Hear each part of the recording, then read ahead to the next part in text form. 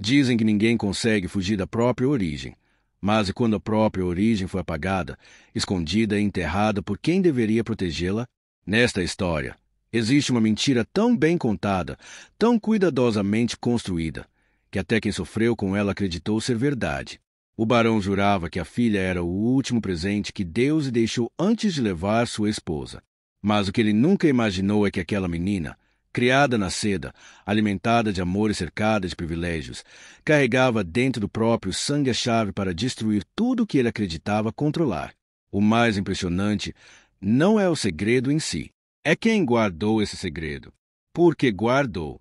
E o que acontece no dia em que a verdade decide não ficar calada.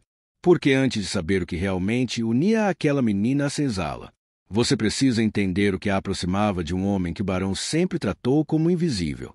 E o detalhe mais chocante, o detalhe que muda tudo, não está em cartas, nem em documentos, nem em testemunhas.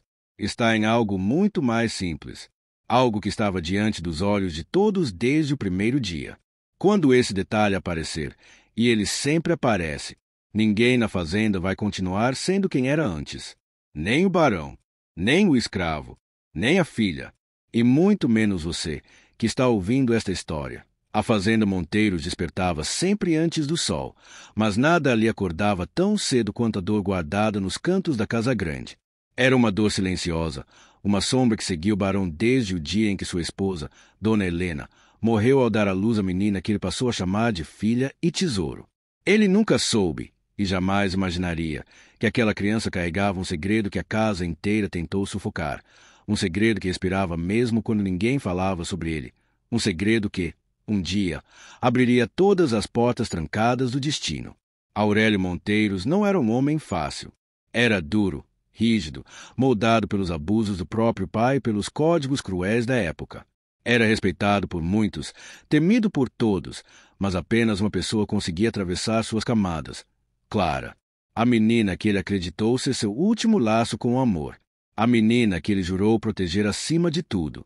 A menina que não sabia, ainda, que pertencer a outro pai muito antes de pertencer ao barão. Quando Clara completou 6 anos, já havia algo diferente nela. A criada Felícia dizia que a menina caminhava pela casa grande como se pisasse em um lugar que não era totalmente seu. Às vezes, ficava parada observando a senzala como se esperasse que alguém a chamasse de longe. Outras vezes, se escondia atrás de portas, ouvindo conversas baixas que nunca eram para seus ouvidos. Aquilo incomodava a todos, menos o barão, que via apenas o brilho inocente de uma criança curiosa. Mas havia uma razão mais profunda para a curiosidade dela. Algo que ninguém lhe disse, mas que seu corpo parecia lembrar sozinho. Ela não era descendente do sangue que dominava a fazenda, mas do sangue que era amarrado, açoitado e silenciado. O sangue de Elias. Elias era um escravo diferente. Não porque tivesse força extraordinária, nem porque falasse demais. Ao contrário, seu silêncio era o que mais chamava a atenção. Era um silêncio cheio de verdade, de dor, de perguntas e de lembranças que ele nunca teve permissão para contar. Ele era o homem que amou Helena antes que ela morresse.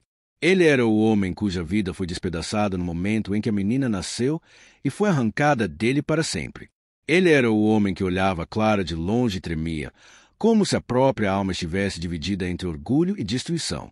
Clara cresceu sem saber disso, mas sentia. Sentia cada vez que descia até perto da senzala e percebia que, sem entender o motivo, sua respiração ficava diferente quando Elias estava por perto. Sentia quando observava a expressão dele mudando sutilmente sempre que ela passava correndo, como se um pedaço do passado dele estivesse vivo diante dos seus olhos. Quando fez 12 anos, começou a fazer perguntas. Perguntas perigosas. Por que os escravos me olham de um jeito estranho? Por que alguns deles choram quando eu sorrio? Por que sinto que conheço alguém que nunca conheci? Nenhuma resposta vinha. Só mais silêncio. Um silêncio que não servia mais para proteger. Servia para prender. O barão percebia a sensibilidade da filha, mas para ele aquilo era apenas doçura. Não imaginava que aquela doçura era uma herança do pai verdadeiro dela.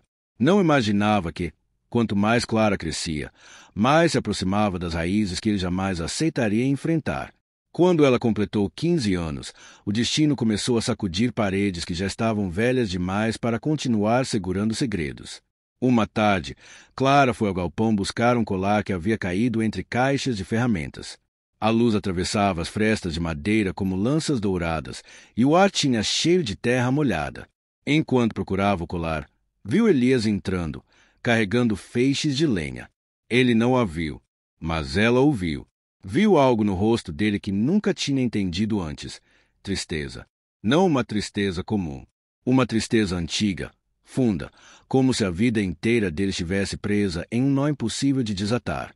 E então, pela primeira vez, aconteceu algo que mudaria tudo. Elias chamou o nome dela sem querer, mas não chamou de senhorita Clara.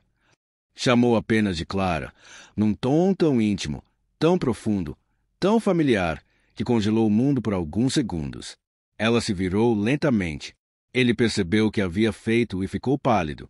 Me desculpe, escapou, murmurou ele, tentando desviar o olhar. Mas era tarde. Pela primeira vez, a voz dele carregava mais verdade do que qualquer palavra dita na casa grande. Clara ficou com aquilo na mente por dias, por semanas. Por que ele disse seu nome daquele jeito? Por que parecia tão próximo? Porque ela sentia que aquilo não era apenas um engano. A confusão virou angústia. A angústia virou busca. E a busca virou obsessão. Ela começou a perguntar aos escravos mais velhos sobre Helena, sobre o parto, sobre a infância dela. Mas todas as perguntas eram cortadas. Todos desviavam os olhos. Todos pareciam aterrorizados com a ideia de responder. Até que um dia, o destino cedeu. Tiago, o escravo mais velho da fazenda, com a visão fraca e o corpo curvado pelo peso da idade, segurou a mão dela e disse: "Você precisa saber, mas só quando seu coração estiver preparado para ouvir." Ela jurou que estava, mas ninguém está realmente preparado para descobrir quem é de verdade. Uma madrugada, depois de um pesadelo pesado demais para uma menina de 16 anos, Clara foi até a senzala procurar água, mas encontrou algo muito maior que água. Encontrou Tiago sentado à porta, olhando para o céu como se tentasse lembrar seu próprio passado antes que a morte chegasse primeiro. Ele a chamou com um gesto cansado. Ela se aproximou, o coração acelerado. E ali, sob a lua que iluminava os dois mundos, o da casa grande e o da senzala, Tiago finalmente disse: "Você tem os olhos dele, do homem que sua mãe amou, do homem que nunca pôde pegar no colo, do homem que carrega o mesmo vazio que você sente." Clara não conseguiu respirar. Era como se o chão tivesse desaparecido. Como se cada minuto da sua vida estivesse errado.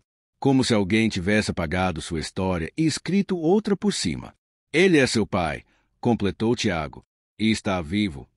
A noite parou. O mundo também. Clara recuou, tremendo, sem conseguir dizer nada.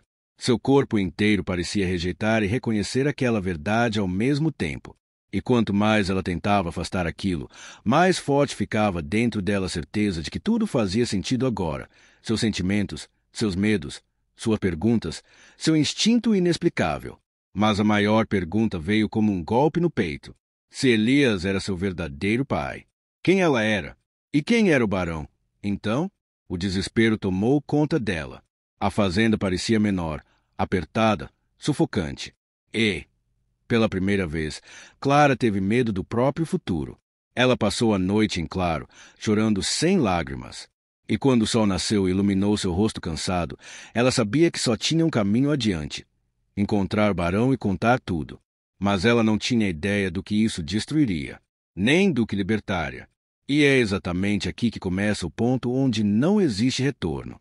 O ponto onde a verdade muda tudo. O ponto onde a máscara mais antiga da fazenda está prestes a cair.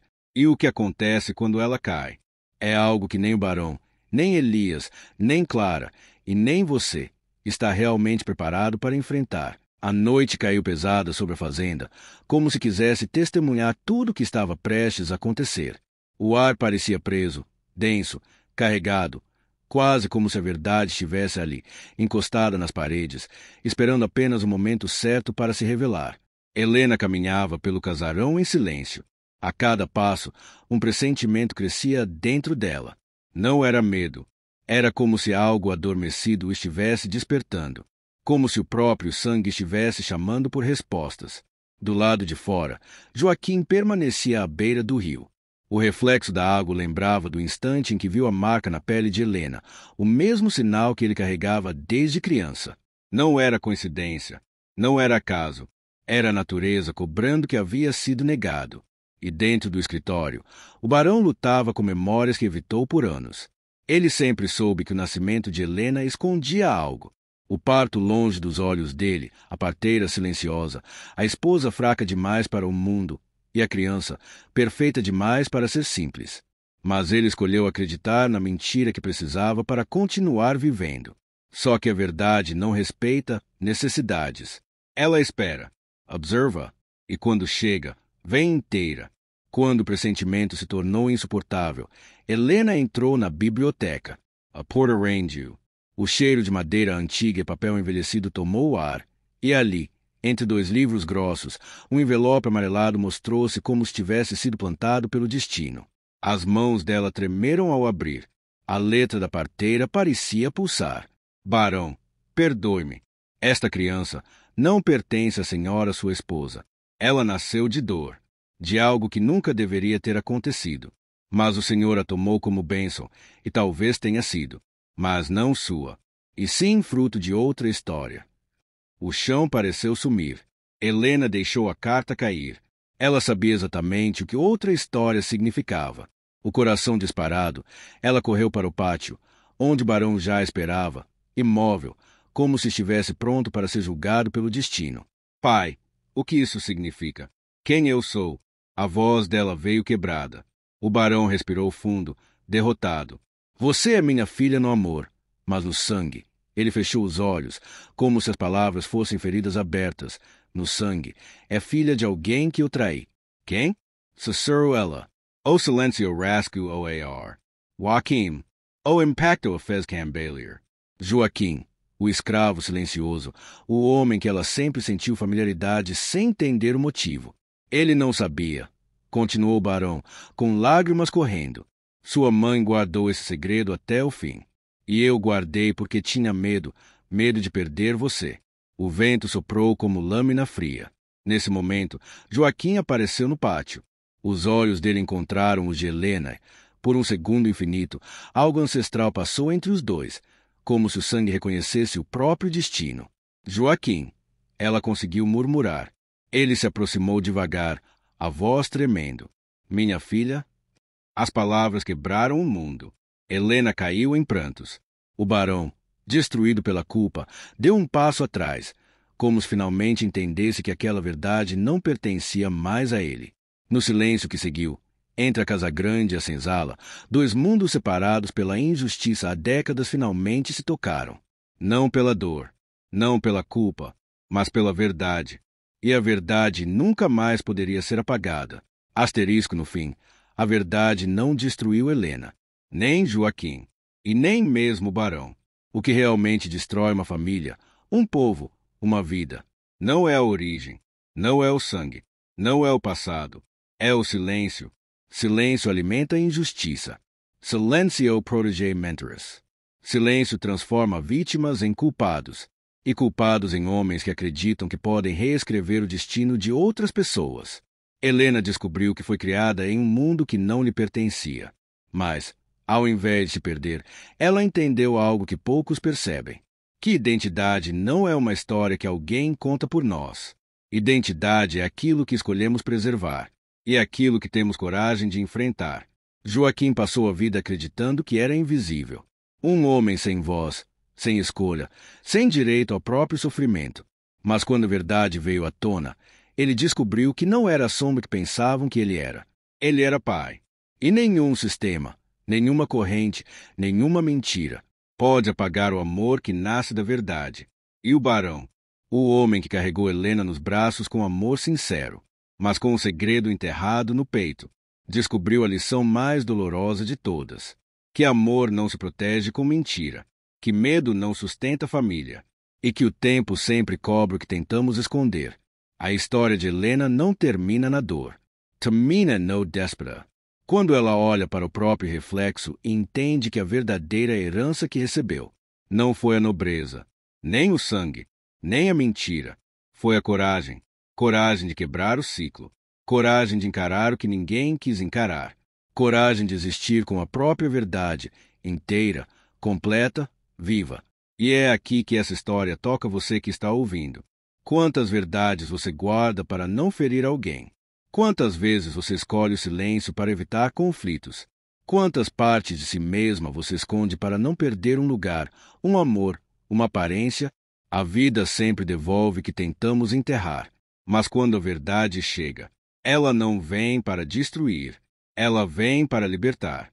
Helena não se tornou menor por conhecer sua origem. Ela se tornou inteira. E no fim, é isso que importa. Não é de onde você veio.